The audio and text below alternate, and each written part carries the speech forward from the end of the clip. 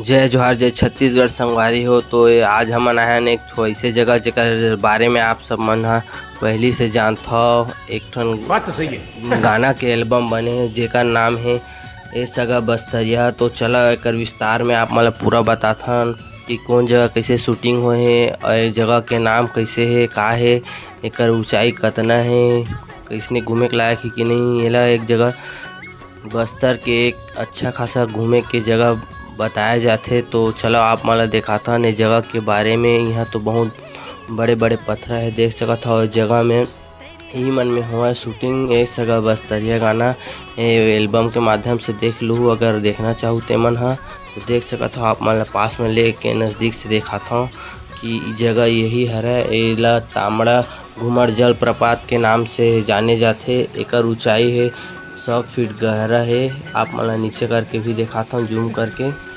गहराई ला। तो आप मन यहाँ घूमे बर आहू तो आ सकत हो।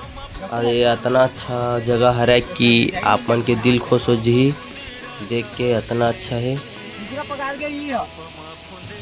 तो हमन तो इति घूमे हन एक जगह। बस्तर में ऐसे बहुत जगह है कि घूमे के मन करही और आप मन घूमना चाहता हो तो आ सकत हो, देख सकत हो कितना अच्छा है। यही जगह में हो है ए सगा बस्तरिया गाना के एल्बम शूट।